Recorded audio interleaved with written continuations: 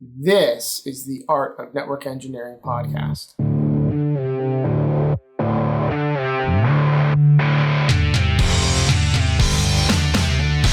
this podcast, we'll explore tools, technologies, and talented people. We aim to bring you information that will expand your skill sets and toolbox and share the stories of fellow network engineers. Welcome to the Art of Network Engineering. My name is Andy Lapteff. I am at Andy Lapteff on Twitter, and tonight I am joined by one of my favorite people in the whole wide world, Tim Bertino. How's my buddy, Tim? I'm good, Andy, because you are not only the center of my heart, but you're the center of my screen tonight as well. Don't tell my wife that. She's not going to be watching, so it's fine. Oh, yay. But no, I'm doing well, Andy. We have...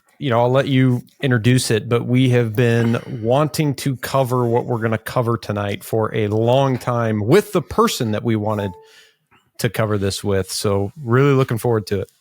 Yeah, and I don't know if he knows that he's also one of my favorite people, but he definitely is. Tonight we are joined by the man, the myth, the legend. I know you know him. His name is Mike Bushong. He was on episode 105. We did a leadership series. And during that episode, Mike, I quote, said, "We should do an hour on cognitive biases and how to handle those." So here we are with Mike. Hi, Mike. How you doing? Welcome to the show. Welcome back. How you been? I've been doing a little bit of this, a little bit of that. Super happy to be here. Last time, I think I had to sing a South Park song. We did that. He remembered, yes. Mike, when Andy told us that he was going to reach out to you to make this happen, I said, that sounds great, but on one condition: he has to sing us another song. That's fine. What would Brian Boitano do? What would Brian Boitano do if he were here today? I'm sure he'd kick an ass or two. That's what Brian Boitano would do when Brian Boitano was in the Alps. Fighting grizzly bears, he used his magical fire breath and saved the maidens fair. You did not disappoint again. Thank you, Mike Bushong. Real quick for the people listening, where are you? We don't work together anymore, and I miss your face and your voice. So where are you at these days before we get into the topic? What are you doing? I made the move over to Nokia. No one really knows how to say the word, but I'm over there doing data center things at a very large networking company that has a strong routing heritage and absolutely just a good technology foundation. They don't know exactly what they're up to, though. And so it's trying to get the rest of the world to understand the things that we do.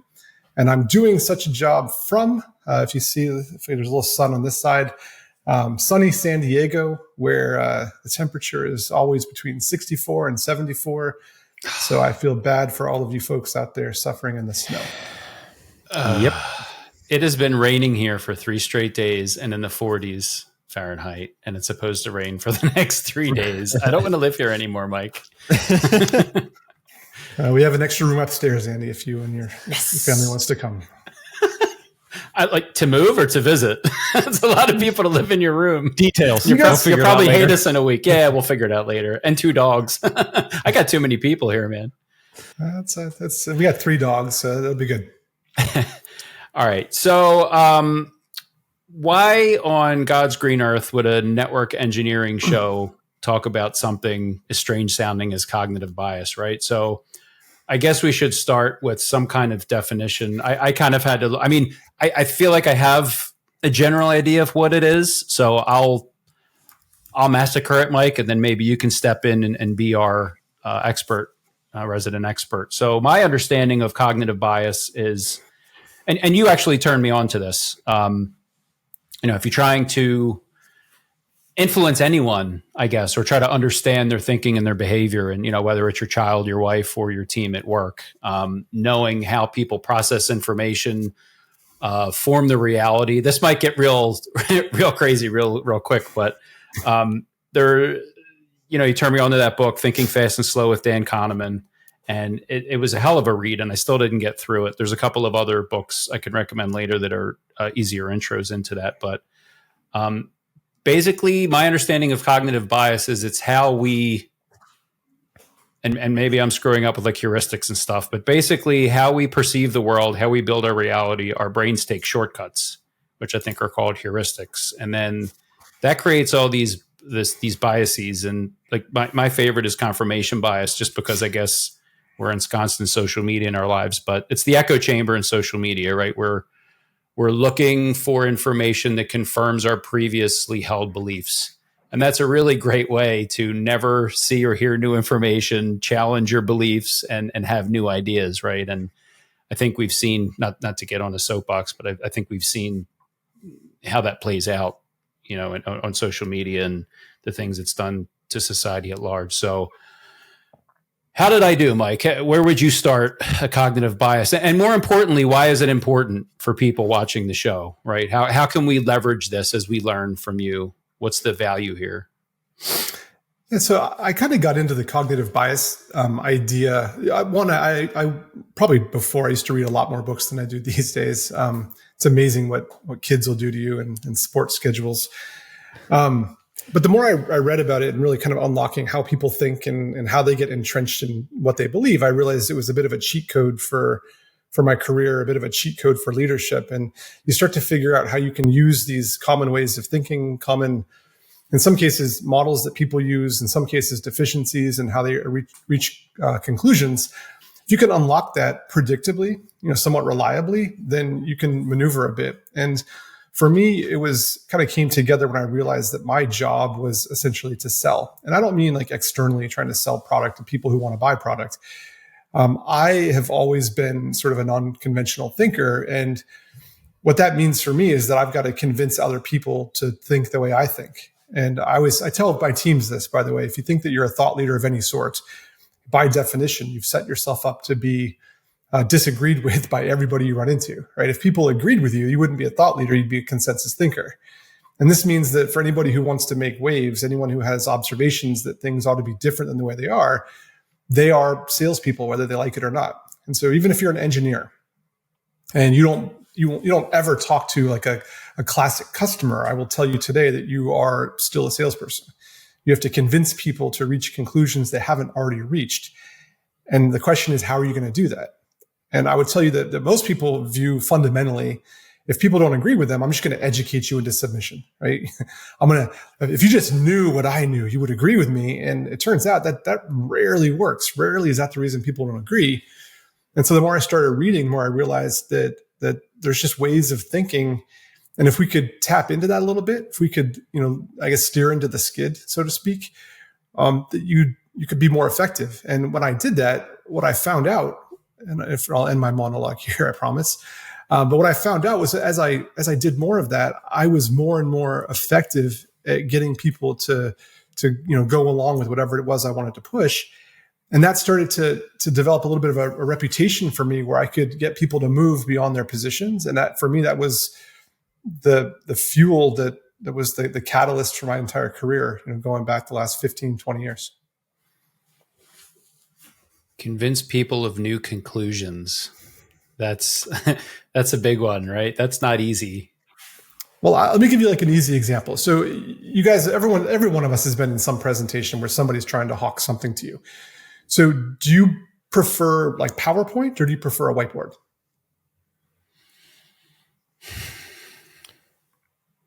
That's a good question. I would say, depending on the room, the amount of people, the audience, I probably would prefer a whiteboard. However, PowerPoint usually seems to be the path of least resistance for larger groups of people.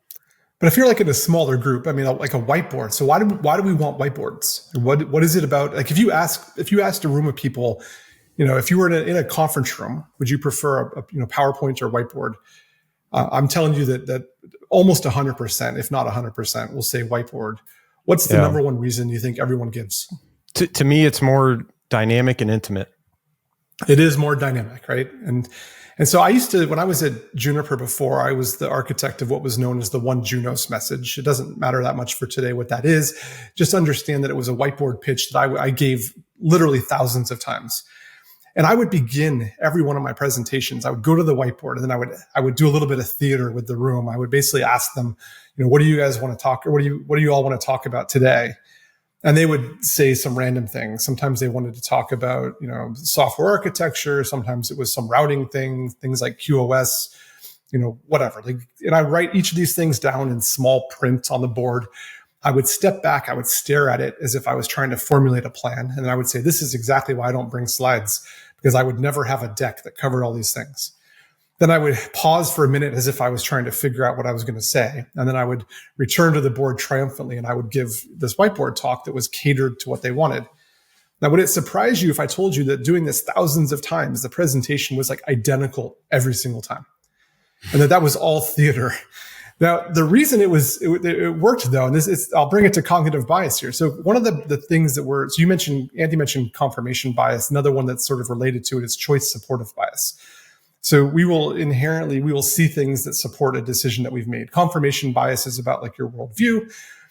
Choice supportive is that I've just chosen to buy a Hyundai. And so everywhere I look, I'll see Hyundai commercials or data or reports that say that Hyundai is the safest or most economical or whatever it is that I care about. And so when we make these decisions, we tend to see things that support our point of view.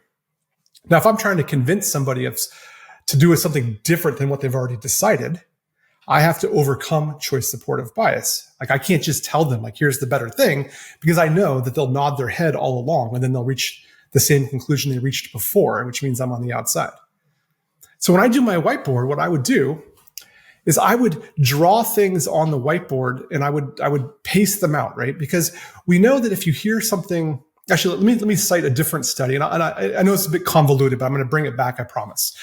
So there's another book. This book's called Better, and it was written by a neurosurgeon talking about like, how do you improve medicine? And one of the things they did, and I'll get the summary wrong. So if somebody's read this and is like, Mike, your details are a little bit off, I'm cooking, man. Don't get in the way. But so they went to a hospital, right? And they audited the hospital. They observed. And do you know what the number one cause of death in hospitals is by chance? I do not. You're gonna pull something. Medication errors. Oh, that would be good. No, that should be very scary if they're messing that up all the time. It's actually infection. Infection is the number one cause of death in hospitals. And so when they observed the way that everyone was working inside this hospital, they realized that there's these things you could do. So they made like a recommendation. Here's the 27 things you should do to drive infection down. And it was simple things, right? Like train people on this, move sinks closer to the doors, like there's just a bunch of fairly easy things that were all about how people do their jobs. So then they went and implemented the 27 things. And what do you think happened to the infection rate? Up, down, or the same? It plummeted, right? Yeah, it stayed the same. So it stayed the same. They implemented the 27 things and it stayed the same. So they went to a different hospital. They made the same observations, but this time, instead of telling them what they should do, they just said, here's the observations. What do you think we should do? And so the group came up with the same basic list of 27 things or whatever the number was. And this time, what do you think happened to the infection rates? Up, down, or the same? I was wrong last time. I'm afraid to answer, Tim. I'm going to say it got worse. No. They got better because the team came up with their own recommendations. They weren't listening to outside consultants tell them what to do. These were their own ideas. And we know that when it's our own ideas, we more faithfully follow them. This is actually choice supportive bias. This means that if I come up with the idea, then I believe I'm right. So I'm more likely to go do what I have to go do. In the case that somebody else comes up with the idea, it's their idea. It's not my idea. So I don't follow it like faithfully. And so I'm not going to, I don't pull that in. Now let me pull this back to the whiteboard thing. So if what I do on the whiteboard is I reveal information slowly, if I put the breadcrumbs out at a pace so that the audience is always one step ahead of me, when I deliver the punchline, I'm not asking the audience to agree with me because they've already reached the punchline before I say it. What I'm doing is I'm agreeing with the audience. And so I take that entire sales thing, and instead of trying to convince them that I'm right, what I'm doing is reaffirming to them that they're right. And now they have an idea that they never had in the first place. What whiteboard allows me to do, even though it's always the same, it feels better to the audience. What it allows me to do is to pace things out and to make it so that it's all about them and not about me. And then it reaffirms all of the thinking. That's an easy sales way to use cognitive bias in my kind of towards my pursuits. So I've got a question here, Mike. because you've already turned this on its head for me, because when I was researching, getting ready for this conversation, I was looking at this from all of the different cognitive biases. I was looking at it from a lens of me. How do I perceive my own? And like I said, you kind of flipped it on its head for me, is that you're taking a quote seller focus lens, and you're trying to get people to think the way that you think in not so many words. So do you then need to, back to the whiteboard example, do you feel like you need to understand the cognitive biases of your audience? Or can you take like a templative approach to how you go after that and try to get them to think the way that you want them to? A little bit of both. So I think the thing about cognitive biases, there's dozens of them, but there's not like thousands of them. And so, people will think a certain way. And once you understand the patterns and the ways that people think, then you can more effectively navigate. You won't be 100% right, but if you're dealing with an audience, you'll be in a better position. So I typically go in with a mental model about how can I be as persuasive as I want to be in this particular setting? And then what I'll do is apply, frankly, a little bit of tips and tricks to try to set the situation up so that I can do what I need to do. Now, in some cases, I got to be really careful how this comes across, right? So that can be seen as manipulative. I would just say if I use my powers for good, then, I'm a superhero. If I use my powers for bad, then I'm a supervillain. And so obviously for me, I would always use my powers for good. And then what I'll do kind of secondarily is I'll evaluate myself. And so I tend to be a little bit less fixed on certain positions. I tend to be, reasonably open to changing my position on things, because when I find that I have an unnatural obstinance, when someone says something to me and the force of my pushback exceeds kind of the situation, then I will conclude that I've got something else that's driving that. And that's usually like, I'm self-aware enough at this point that that's usually enough to trigger me to say, okay, what am I actually anchored to? A good example would be, like I've got 12-year-old twin boys, and they are constantly, fighting. They like each other a lot, and it's like a lot of fighting. And they'll say some stuff, and then every once in a while I'll have like a really strong, negative reaction to something. And I'm like, I realize I'm not reacting to what they said. I'm reacting to something that's inside me. And so when that happens, then I'll try to pause. And then what I've taught myself is that when in moments where I'm clearly impacted by something beyond just the situation, what I do is I practice silence. And so and it's not just like count to 3, I will actually sit there and try to, I'll take 30 seconds of awkward silence, because I'm like, I realize there's something going on in my head and I don't entirely know what it is, but I know it's not what the kids just did. And so it's a little bit of, I know that's a long answer to your question, but like I said, you got to be aware of it in yourself, and then you got to be aware of it in the situations around you so you can effectively navigate. It's a very good trick, is take some time when you're mad. I do the same thing. I get very quiet. I'm like, uh-oh, something's happening inside of me. I need to not say anything for a little bit because it's going to come out wrong. Well, so let me give you like a good example. So I use this with my kids, actually. I try to teach them self-awareness. I want you to picture yourself now on like a crowded subway, okay? It's, wall-to-wall people, and everyone's, kind of crammed in pretty tight. It's rush hour on a weekday. And you're standing there and you've got your back to someone behind you, and then they elbow you, like really hard in the ribs. It hurts. And so you turn around with like rage in your mind, right? And then you turn around and the person's blind. Are you still mad? No, you're not mad, right? Because now, in fact, you probably react like, oh no, I'm sorry. I should have given you more room. Like you're almost apologetic about it.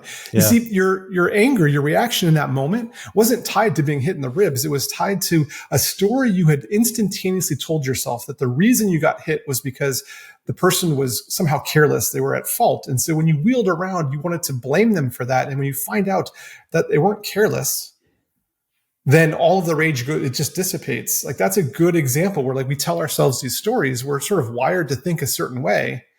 And then when you find out the situation is a little bit different than you'd anticipated, everything just dissipates. Now imagine if you could control that at will. that if all of your responses were reasoned. Now, look, I'm not a robot, so I would say my success rate on controlling stuff is pretty low.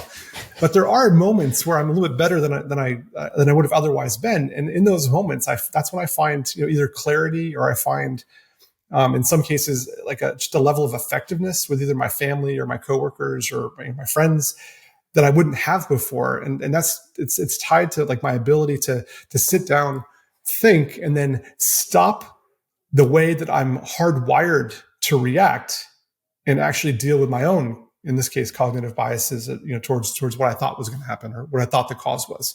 Are the stories we tell ourselves the biases that we're talking about? Yeah, they can be, right. The biases will manifest as stories. It's like another good one, right? So that and I'll pick up some topics that I think are a little bit controversial because I think it's good to talk about. So like, why is it that if we say that middle-aged white men have privilege, a lot of people will fight you on that, right? Like a lot of people will, and why is it that they fight you on it? I know why. Okay, why? You said it in our last episode. Hold on. Survivorship bias. It is survivorship bias. It is survivorship bias. That's Nailed good. it. Okay, please explain. So survivorship bias, we tend to attribute to ourselves any success that we have, right? So if we're successful, it's because we tried hard or because we had the capability or we put in the effort or whatever it is that we think. And when we fail, we'll find conditions that are outside our control. So it's like someone else's fault that I didn't succeed. It's all me if I'm successful. And so when we start talking about things like privilege, it's actually very difficult because you're asking somebody to conclude that maybe they didn't succeed entirely on their own merits.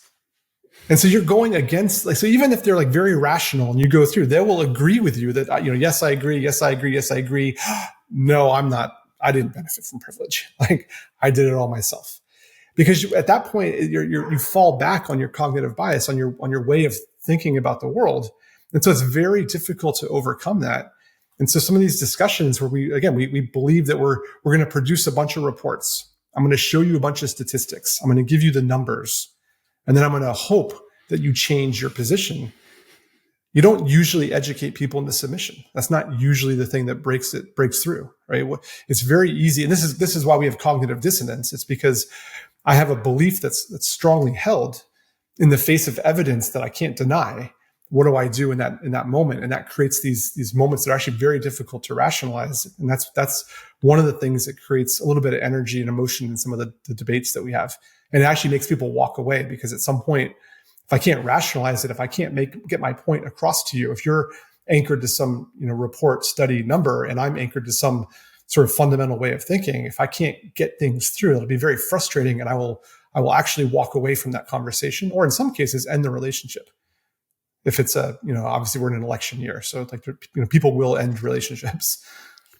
Yeah. So when you're faced with those periods of what'd you call it, cognitive dissonance, when our biases are challenged by evidence that refutes it, I guess we'd fall back to our biases because it's easier, right? It's harder to challenge your own. Like you would put, when we had you on last time around survivorship bias, you had said something I thought was really interesting about, as a, let's say as like a white guy who grew up middle class, you think all your successes in your life, not you, but the royal you, were because of you and all the hard work you've done and how smart you are.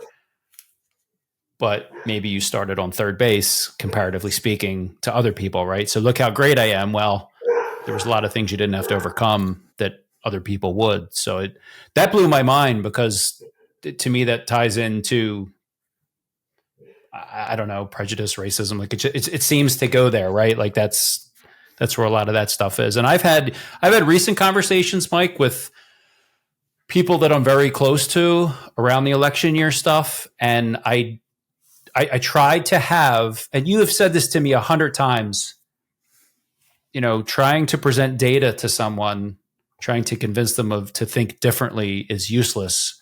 But I still do it, even knowing a lot of these things that you're talking about. And I spent 45 minutes on a car ride home talking to this buddy of mine just about the election stuff and how could you and this and that and the other thing, especially who you are and where you're from and your heritage and all that. And at the end of 45 minutes, we were nowhere near a middle point of, at the end, he was like, well, listen, buddy, I still love you. You're my buddy. Like, I don't care who you vote for. And then he texted me later, like, hey man, just so you know, I'm not upset. But that's what happened on the car ride home, just because I really wanted to try to understand, like, how can you believe what you believe faced with all this evidence? And again, we're not talking politics here, but it happens over and over again in my life. I try to understand where someone's coming from because I'd really like to understand them because I'm not where they are.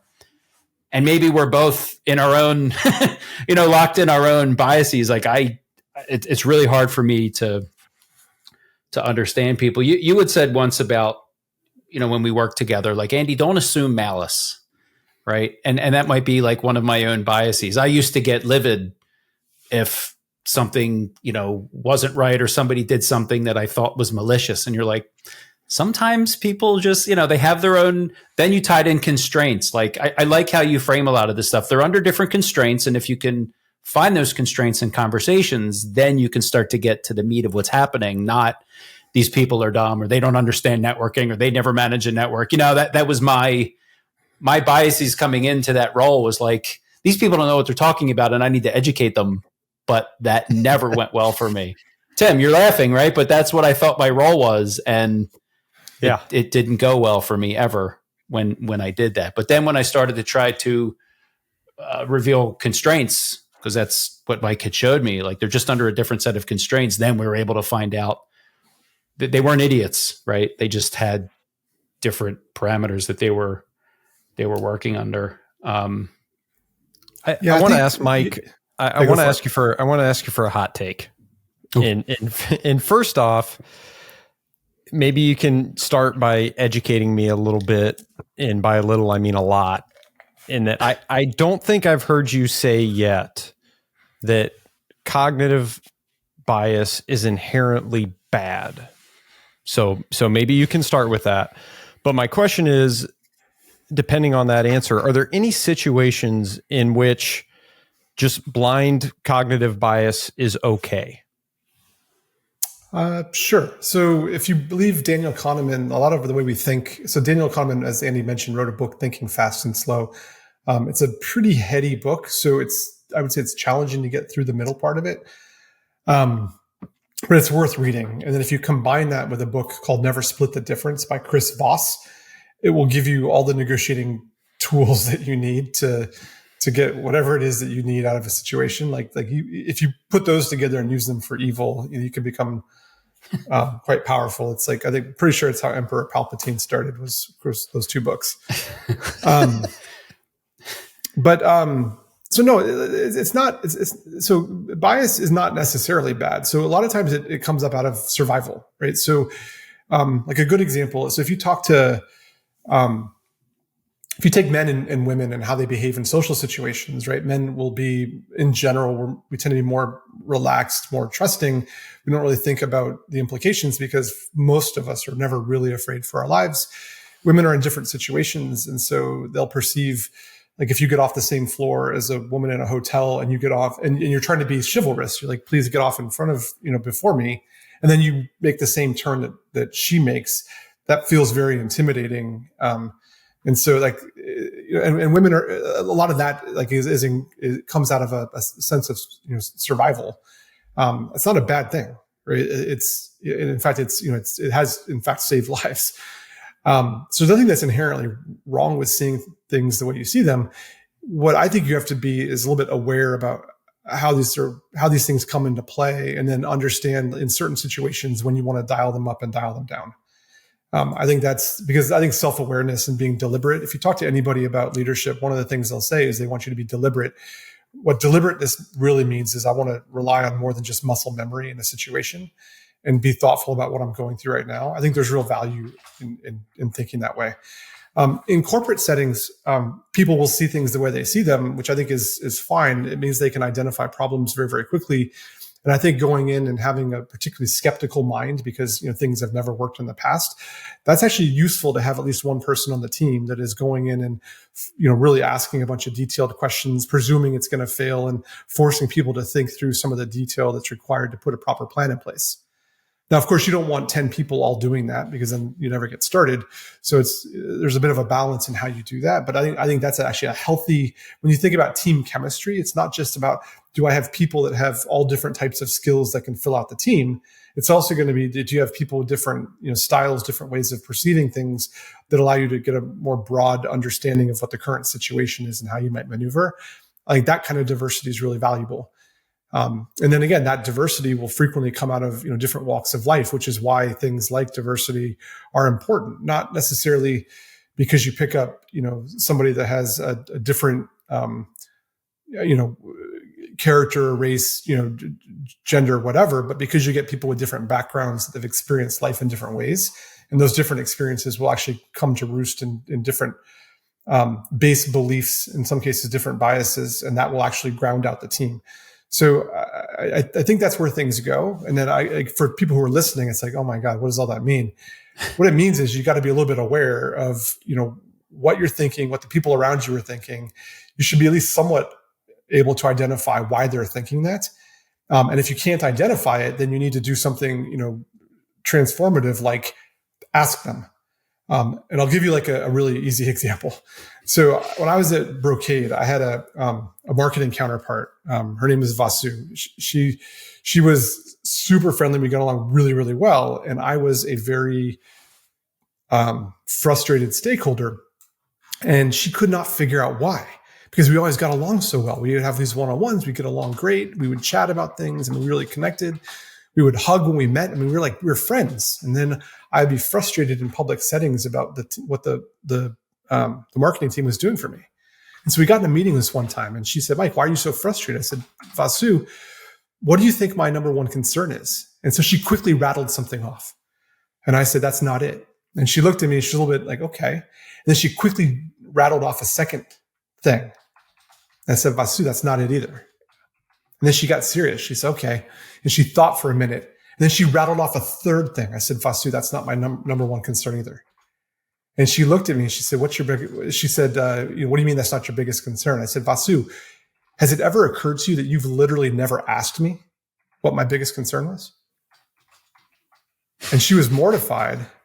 And then she sat back. She said, Mike, what's your biggest concern?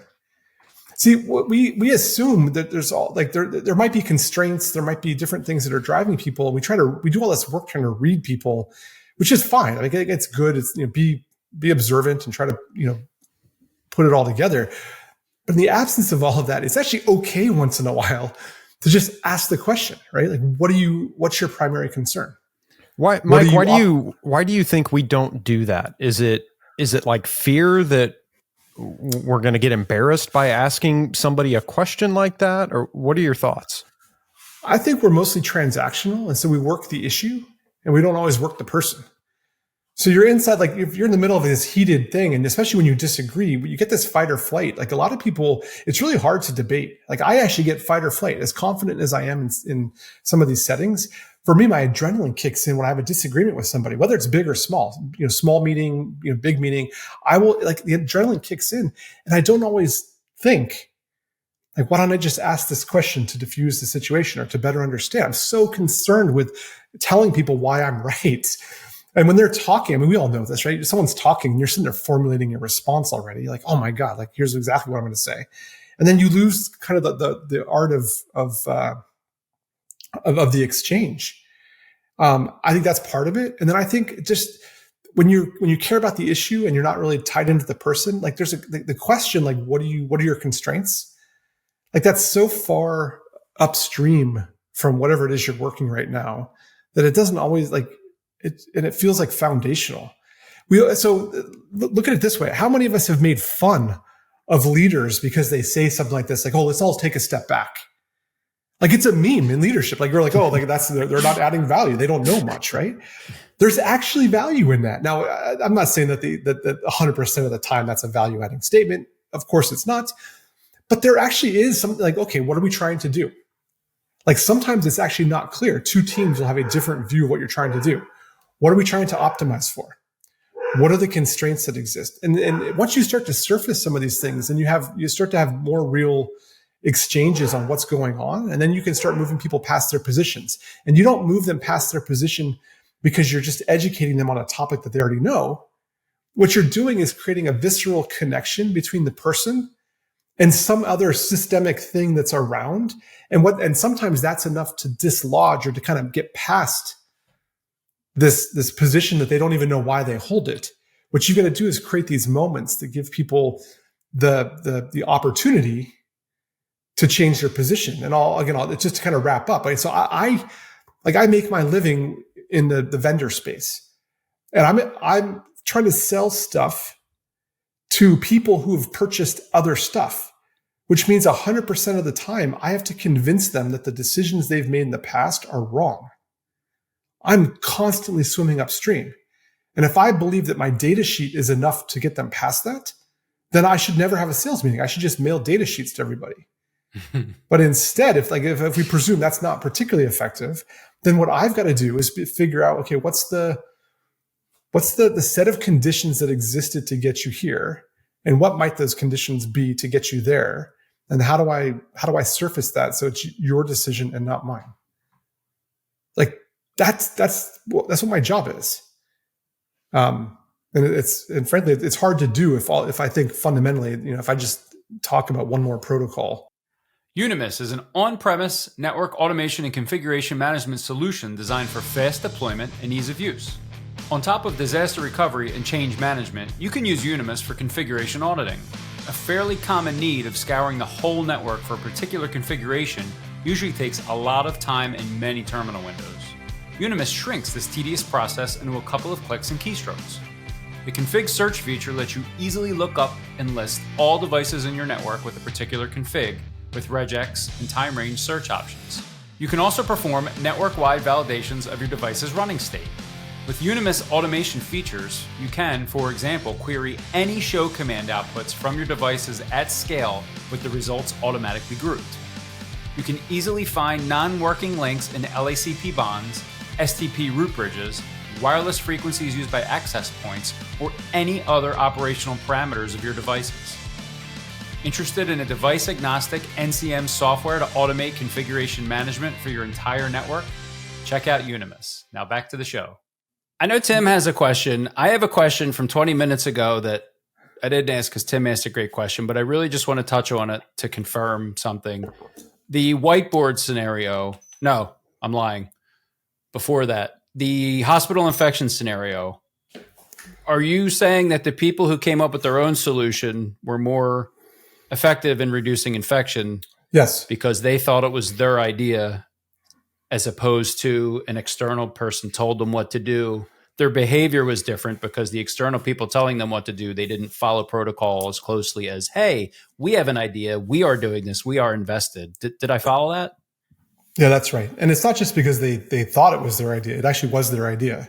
Yeah. What's interesting, especially in situations where you think that that everybody should, once they see the situation, everybody should reach the same conclusions. When that's the case, you don't have to tell them the actions. You just have to make the evidence available to them and then let them reach the conclusion on their own. And once it's their decision and not yours, they will more faithfully follow it. So it's actually a lot easier. So if I go back to my work thing where I have to convince people to take different decisions, a way that's effective is if I point out the conditions that existed when they did thing A, and then point out the change in conditions and then ask them, in the presence of these conditions, what's the right answer?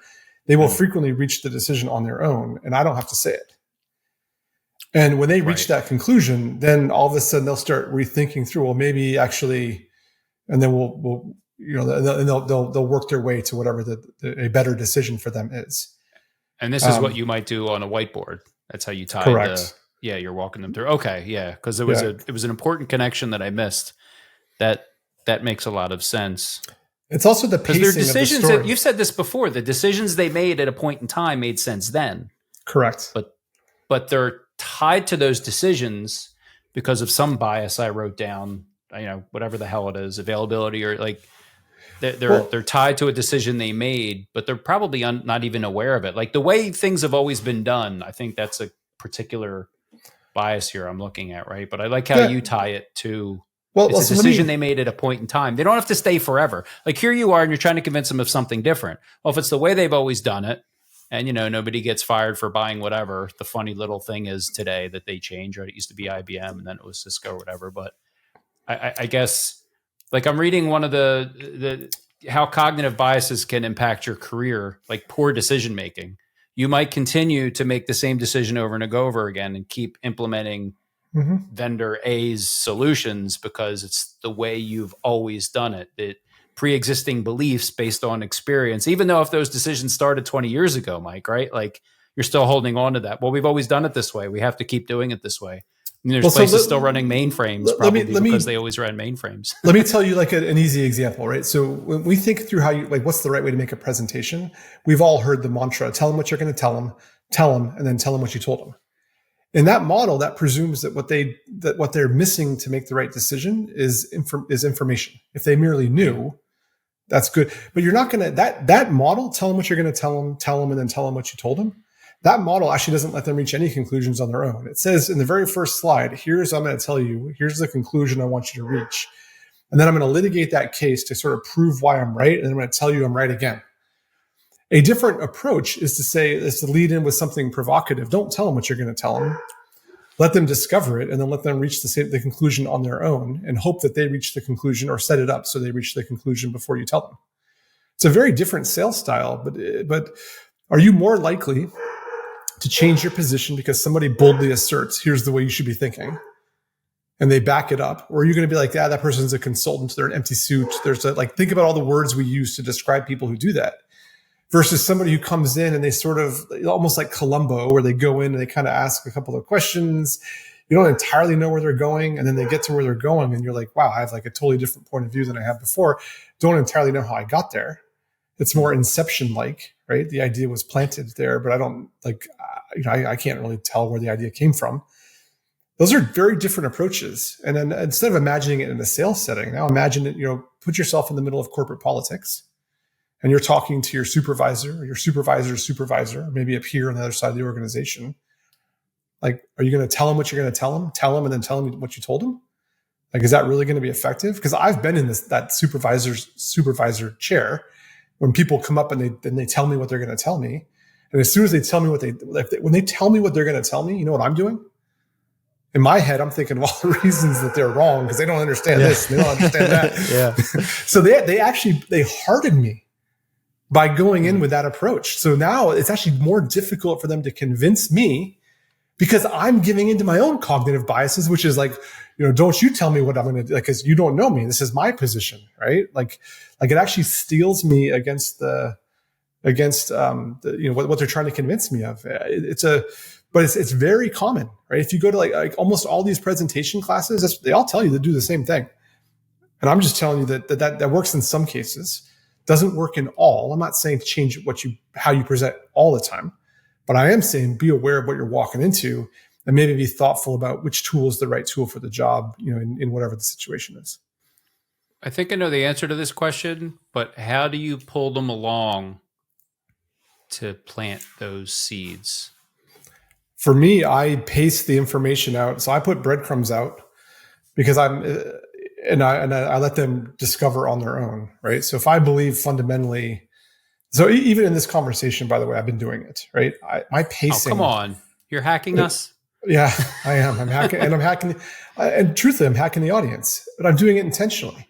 So when I say things slow enough I'll be more verbose, I'll be more expressive.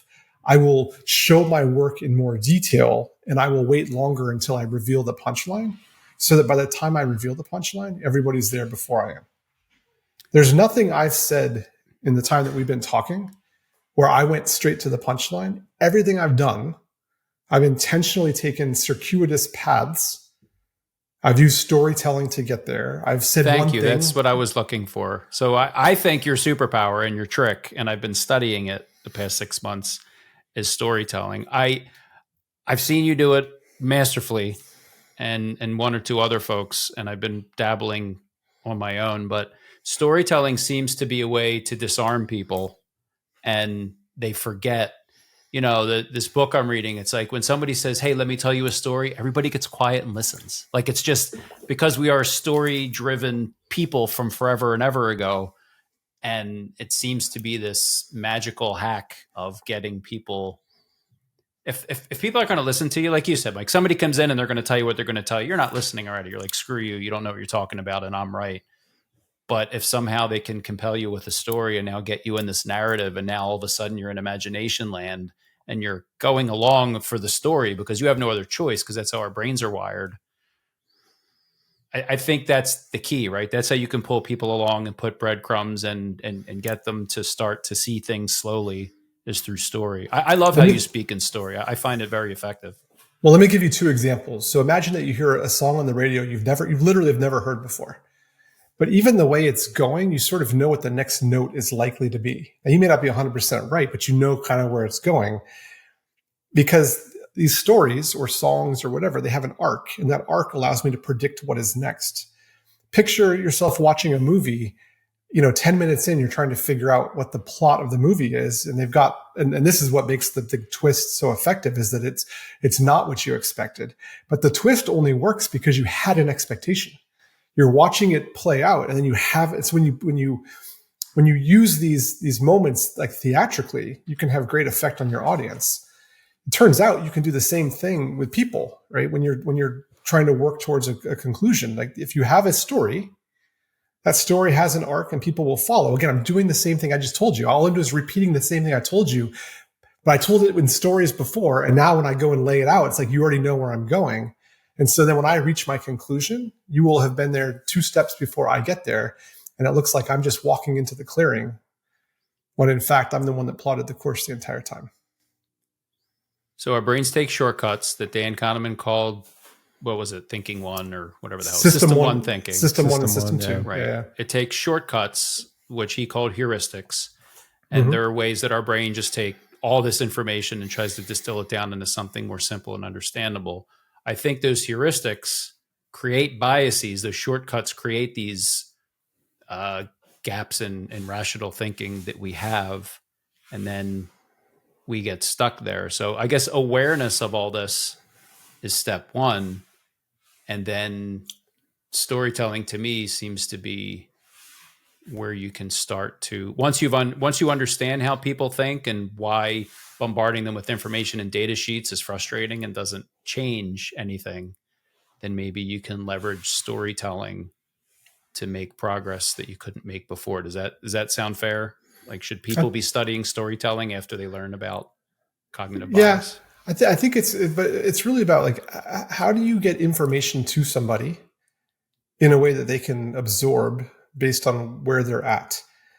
And stories are a great way to do it, because I'm not talking to you about the moment. I'm talking to you about something that's, maybe it's related, but it sounds like it's different. It's somehow far afield. It's frequently, like, I'll draw, like, one of the things I do with my teams is I draw on my personal experiences, because I try to make it so that it's real and it's things I've actually done. And so that makes it approachable. And then when I go and tell those stories, then you connect with the story, and then the story itself has a meaning. You don't need the author to tell you the meaning of the story. We've all been through these classes. You read the story, you develop a sense for the meaning. And then when I come along and offer the meaning, again, it's your conclusions, not mine. Like, these are the ways, this is how you intercept people where they are. And then I guess to Tim's points early on, he asked the question, he said I flipped it on its head, because he thinks about, like, how do you break away from your own bias, right? That's like a good way. And I'm talking about how do you leverage other people's biases to be more effective? Then the question is, how do you hack yourself? Because I will tell you that there's very few things that are as destructive as being, like, anchored in your own way of thinking and incapable of movement. And if you can't identify that that's where you are, then you'll be one of the ones that's left behind, because you're the dinosaur. You're the one that couldn't change. And it's where we all by default, right? So we have to actively fight it. At least that's how I feel. I am constantly seeking out people I disagree with and trying to understand them, because I do not want to become stuck in my ways at it too. And the dinosaur. Who, me? Yeah, it's seeking out people that disagree with you. But Mike, you actually, that last statement, I don't think you could have laid those breadcrumbs any better, because you talked about hacking yourself. So what I wanted to ask you was, in your career in IT, in leadership, what are some specific scenarios or situations that you've come across that you have really had to slow down and be aware of potential biases before you make a big decision? Probably the biggest, there's two that were like really foundational and I've shared these in various settings. So apologies if some of this is a repeat, but there was a woman, Michelle Batia, who worked with me when I was at Juniper, when I was kind of at this pretty big inflection, like a kind of a step function growth point for me. I had taken on strategy and operations and business planning and I actually quite intentionally was taking all this stuff on because I was like, look, if I control all of this, then I will be indispensable. I made myself the center of everything, and I was secretly you were building your empire. I was, and I was doing it by trying to own everything. And I was late on everything as a result because I was so instrumental to everything that everything ran through me. I couldn't keep up. And so she told me we had a strategy deliverable and I was late on it. And she said, you're always late. And I basically said, don't you know all the things I'm doing? And I snapped at her and she said something back that was sharp, but needed. And I dropped an F-bomb in her office and she looked at me and she said, get out. Don't you ever talk to me like that. So I slammed the door. I walked out. I stood outside her office, and it took me, maybe a minute to have the sort of the world-ending shame on me. It was like so wildly inappropriate. And I opened the door and I apologized. And she said, like, don't talk to me like that. It's inappropriate. I'm like, I know. And then she gave me the kindest, most courageous advice anyone ever gave me. She said, you think you're helping yourself by doing all these things, but nobody knows all the things you do. All they know is that the thing they're waiting on is always late and you're always grumpy because you don't sleep. And she said, you think you're helping your career, you're actually killing it. And that cut me like a proverbial knife. And it forced me to rethink I had survivorship bias is really powerful. I had ascended through two promotions, and I had accumulated all this power thinking that I was doing all the right things. And so I was more resolute in the decisions I was making because I had seen some traction. And when she came in and gave me a counterpoint that was undeniable, and it was surrounded by this moment where I had acted like an absolute, like inappropriate oaf, I was laid bare in that moment, and it forced me to rethink everything, all of my assumptions. And that was the visceral connection I needed to be able to set aside like any survivorship bias I had, and then any confirmation bias, like all the other biases that sort of go along with that. That moment did more for my career than any other moment in my entire career. And it changed the way. So then now, like my view, I actually don't build empire. Since that moment, I've never consciously built an empire. I'll stray. I'll make mistakes now and again. Like I'm a deeply flawed individual and a probably more flawed leader, but I am forever aware of what I'm taking on and how I'm serving myself and how I'm serving the team around me. And that requires separation and a very sober assessment. And that for me personally, I have these moments of clarity, these moments of, let's say, sobriety late at night when I'm like, it's me in my bed, I'm getting ready for sleep, and or if I'm driving sometimes, or I travel a lot. So if I'm on an airplane where I'll put my headphones on and I will just block out the world. And then I'll have these moments where I'm forced to be really truthful with myself. And in those moments, when I'm at my very, very best, I will reach conclusions that I can carry with me during moments where I'm not at my best.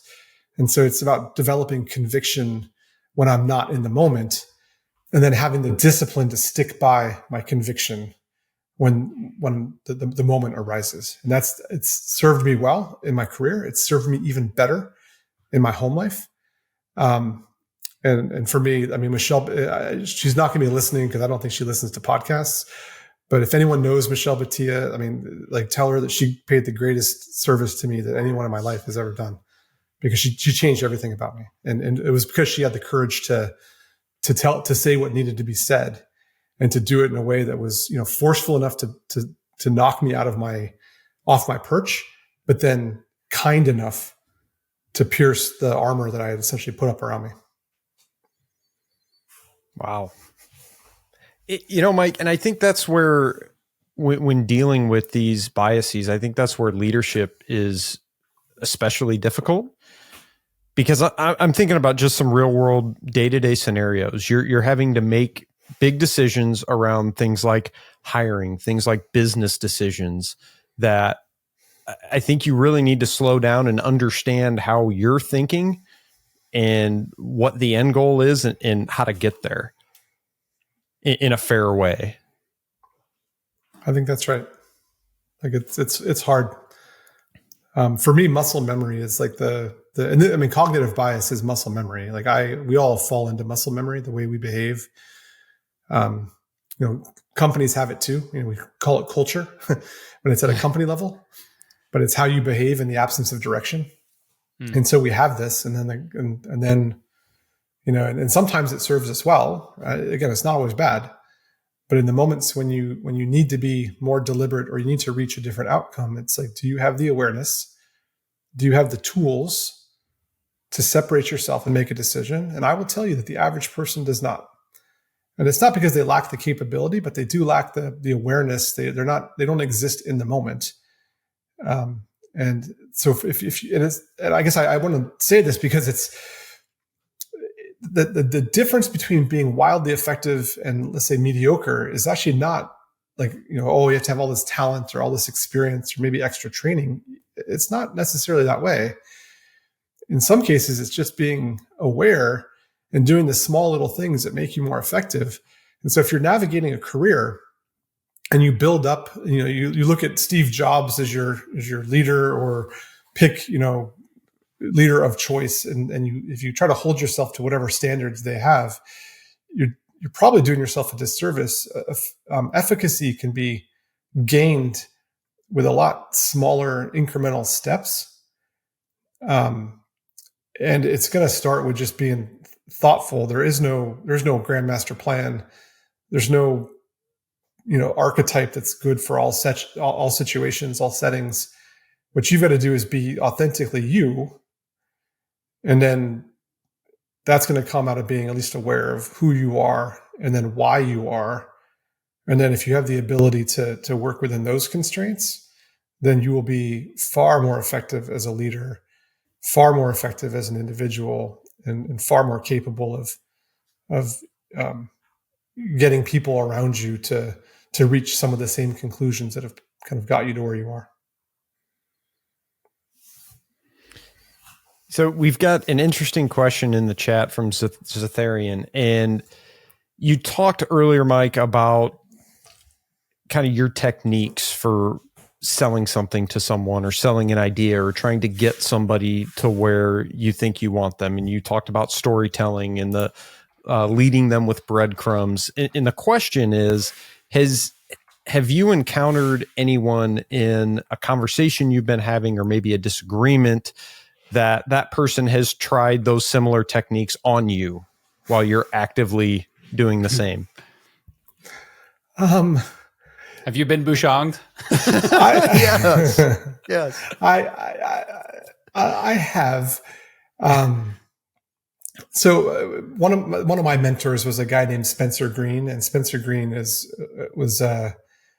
just very, very thoughtful. He kind of showed me a lot of things, and there's been times where I could feel him manipulating me, and like, I don't necessarily want to be manipulated, but you could see where he's going, and so you kind of let it happen. But he was wildly effective at doing this with me. There's been other folks in my organizations that at times have like Kathy Gadecki she's been my go-to person for, I want to say, 15 years now. And she knows how to manage me. So she knows when to let me kind of just go, and she knows when to apply the constraints, and how to kind of manage me a little bit in terms of like my expectations, and how to make things my ideas.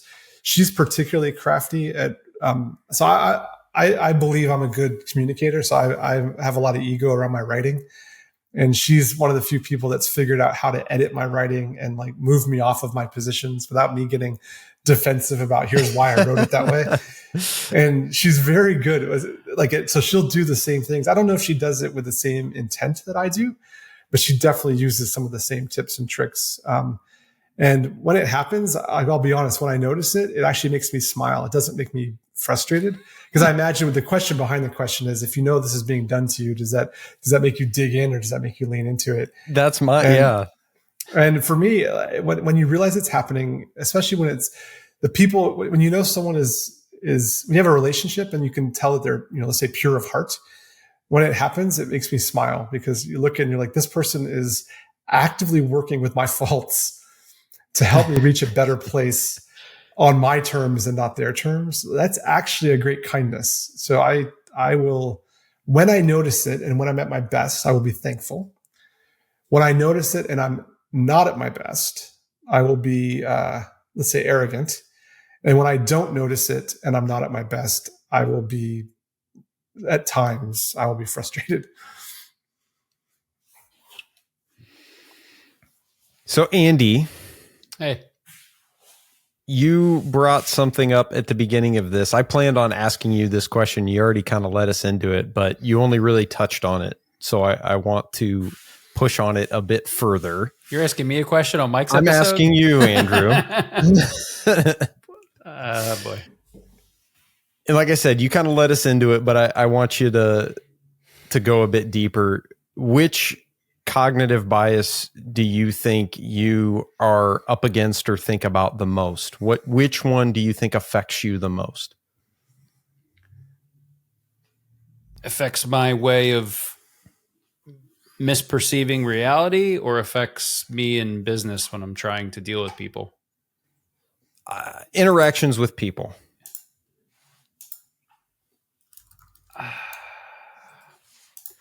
My experience in at least the vendor world has been it's very, very difficult to pull people off of their preconceived notions, their previously held and currently held beliefs. And I failed miserably at trying to throw information at them. So I what I learned in the 2 years working with Mike has really been eye-opening and valuable and invaluable. And it's why we wanted to have Mike back, because, the awareness of these concepts and then some workarounds, and if you can spin in some storytelling, it can really change the outcomes with your friends, with your kids, with a girlfriend, with people in the organizations you work in. This is an engineering type show. So, I mean, Tim, you were at a pretty high level as an architect, and, there might've been times where you had to try to convince the people who signed the checks of a solution that you knew was right. And I mean, I'd almost throw that back on you. Have you been frustrated trying to convince people, like, you knew you were right as an engineer? Because really, that's what I want people to take away from this who are listening to this. How can you apply this in your own life? And I think we've spelled that out pretty clearly. But like for the engineer, you can say the solution is the best thing, and we need to buy this. Like, have you run into this? Have you had people on the other side of the table you knew were wrong and you struggled to convince? Absolutely. Yeah. I think what has been tough for me the most in the past is that I may feel very strongly about something. I feel like I've researched it. It just makes sense. But in the past, there have been times where I have a difficult time articulating that. And I get frustrated sometimes to the point, it's just like, why don't you just see it my way? I feel like there shouldn't be another way than this one. So yeah, that's been difficult. I think something that is probably wrong, but I've leaned into in the past is that I've tried throughout my career to build up like credibility credit, and that I do things a certain way and I probably don't ruffle a lot of feathers, and I just build a career out of I don't know if this is the right thing to say, killing people with kindness and just trying to constantly get people on my side. But I would say, yeah, that's the biggest thing. And from a technical conversation, I've had that difficulty where it's like, I feel like I understand something, and then we hire somebody new, bring somebody new onto the team, and my job becomes teaching that person. And I almost shit my pants because it's like, I understand it in my head, but how do I get this information to this other person in a way that they're going to understand? And that's where I want to bring up what Mike said, is that you can be the smartest person in the room, and throwing information at someone isn't necessarily the best thing to do. It's getting creative, telling that story, finding a way for someone to get to the conclusion on their own that you want them to get to. And you like how I answered the question by putting it back on you? Hey, that's what I did to you in my very first episode that you had me on 3 years ago. So it's another payback, I guess. Here's my mirror. Pew! I think we're just about time, if not overtime. Not that we couldn't go all night if we wanted to. Tim, did you have any? I know you always have some amazing questions there. Is there anything you wanted to touch on before we start to wrap? Or Mike, if there's anything that we should have asked you that we didn't? No? We've hit everything I've wanted to touch. Yeah. Awesome. Mike, what are we going to talk about next time? I don't know. We can go any. I always give you a hard time. Like, bring me back on. It's not I enjoy just the conversations. I would say, like, there's a lot that's here, and you tend to hit the same couple of biases. But if you just do some basic searching, like if folks are out there, it's actually interesting, and you'll see some of the words that our industry tosses about the socials. A lot of these things play in. They're like a subset of the overall cognitive bias topic. I would encourage people, just do a simple search for list of cognitive biases, and then you'll start to see what some of them are. And then it's not that you have to master all of them, but it's worth looking at a couple of them. And I will tell you that if you can be thoughtful about how you frame up conversations, about how you approach conflict, because that's really where this kind of comes to play. Or I guess in some cases, when everyone's agreeing, maybe you need to question whether everyone's agreeing on the merits of the idea, or whether they're agreeing out of something else that's there and reinforcing. This is actually how companies go sideways. But it's worth looking through that, and I think developing a little bit of a personal strategy. I will tell you that if you spend, let's say 5 or 6 years really honing it, that means you'll only have about 15 more years to go after that. So you'll always be a work in progress. But even a few extra successes along the way, or a few easier conversions as you move people to a different way of thinking, those will propel a career. And in some cases, they'll propel a family in ways that are deep and meaningful. And so I do think it's in people's best interest to at least be aware of what's going on. And then if you can pick up a tip or two along the way and learn how to work within that, then that will make you like wildly effective. We've mentioned, the Daniel Kahneman Thinking Fast and Slow. Read Never Split the Difference by Chris Voss. Because that guy, like, you're going to read that book and you're going to say, there's no way this thing works.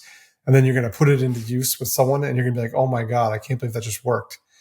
So read those two. And then the last one I always recommend is the book Switch by Dan and Chip Heath. If you read those three, I would say that's like 50% of my leadership foundations. Once you have that, then you don't need me.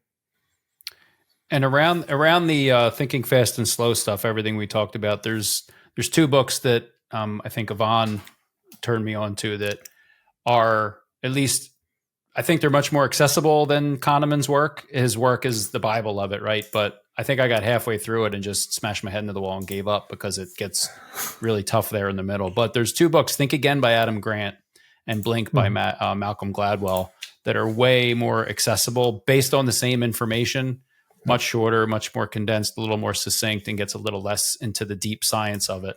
But I really found those helpful as well. Mike, it's always a pleasure to see you. Thank you so much for coming on again. This has been fantastic. We have a bunch of cool stuff coming up. We have a cool announcement coming up that we can't talk about yet, but stay tuned for a possible appearance of some Art of NetEng folks somewhere. We have a new merch store, which is pretty sweet. We have some new stuff up there. We refreshed it. We have a new vendor. The quality is better than the old vendor. The links to all of our things will be in the show notes. But AJ did an awesome thing and created one of those their link trees. So if you go to Linktree, one of them their link trees. One of them their Nicky Talk link trees. Yeah, Linktree Art of NetEng. It's literally got links to every single thing that you could ever want to see, listen to, consume, interact with. It's all about the Journey Discord server where we have thousands of folks in there supporting each other, studying. We have a work with us link in there if you are a potential sponsor or vendor or business that wants to work with us. And I also want to mention to definitely check out our Cables to Clouds podcast. Some of the smartest folks in the cloud space talking all things cloud. Hybrid is the future. If you're not in cloud, you will probably be in cloud soon. And the folks at Cables to Clouds just, I really like how they approach it. It's very networking centric. It's very introductory. It's easy to consume. I follow them and I love to complain about cloud. So it's a great show for anybody. And if you really want to see their personalities come to the forefront, listen to their bi-weekly news podcast, because they read the news, but then they give their own ideas and spin, and there's a fair amount of snark, and it's fun. Yeah, I really enjoyed their new stuff too. So thanks so much, everybody, for watching. Mike, thanks again for coming on. Tim, always great to see you. And we'll catch you next time on The Art of Network Engineering. Hey, everyone, this is Andy. If you like what you heard today, then please subscribe to our podcast in your favorite podcatcher. Click that bell icon to get notified of all of our future episodes. Also, follow us on Twitter and Instagram. We are at Art of NetEng. That's Art of NETENG. You can also find us on the web at artofnetworkengineering.com, where we post all of our show notes, blog articles, and general networking nerdery. You can also see our pretty faces on our YouTube channel named The Art of Network Engineering. Thanks for listening.